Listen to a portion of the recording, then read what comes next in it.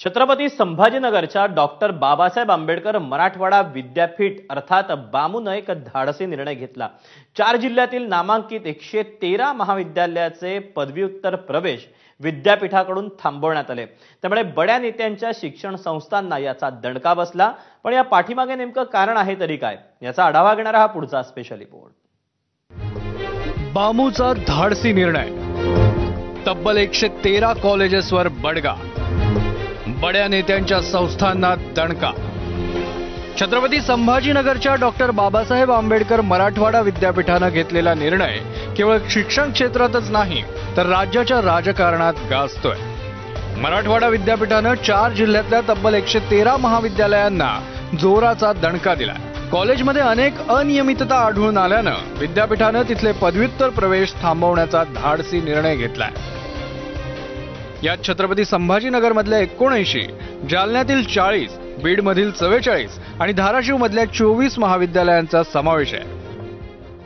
प्राध्यापकाच्या जागा न भरणे, कागदोपत्री नियुक्त्या करूनही वेतन न देणे, बायोमेट्रिक हजेरीची सुविधा नसणे, कॉलेजला आवश्यक असलेल्या भौतिक सुविधा नसणे अशा कारणांमुळे डॉक्टर बाबासाहेब आंबेडकर मराठवाडा विद्यापीठानं कारवाईचा बडगा उगारलाय। यात आजी माजी मंत्री, आमदार, खासदार यांच्यासह बड्या नेत्यांच्या संस्थेचा समावेश आहे।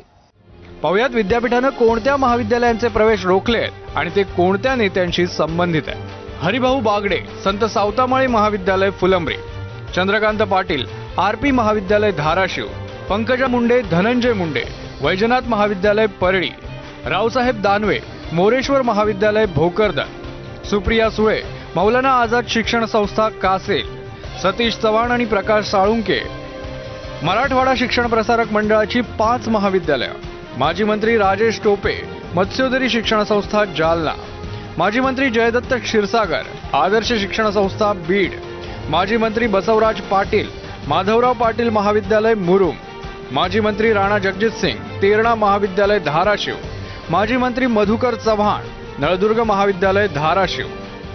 मंत्र्यांच्या आणि त्यातही राज्याच्या उच्च आणि तंत्रशिक्षण मंत्र्यांच्याच कॉलेजात नियमांची पायमल्ली होत असेल तर इतरांची काय व्यथा। सत्तेत राहून शिक्षणाचं धोरण ज्यांनी ठरवायचं त्यांच्याच महाविद्यालयांवर कारवाईची वेळ यावी ही केवढी नामुष्की आहे। सुरुवातीला अगोदर सांगतो, विद्या परिषदेने हा निर्णय घेतलेला आहे। पाठीमागच्या 2 महिन्यापूर्वी विद्या परिषदेने निर्णय घेतला होता। मे महिन्यामध्ये जी विद्या परिषदेची बैठक झाली होती की ज्या महाविद्यालयामध्ये भौतिक सुविधा, शिक्षक नेमलेले नाहीत, बायोमेट्रिक प्राध्यापकाची ठेवली जात नाही, लायब्ररी नाही, कॉम्प्युटरची लॅब नाही, प्रयोगशाळा नाहीत, अशा महाविद्यालयाचे प्रवेश स्थगित करायचे का चालू ठेवायचे याच्यासाठी कमिट्या त्या ठिकाणी आपण पाठवल्या त्या विद्या परिषदेच्या आदेशानुसार। आणि त्या कमिट्या जाऊन आल्या आणि त्या कमिटीचे रिकमेंडेशन आहेत, त्यानुसार आपण हे प्रवेश स्थगित केलेले आहेत।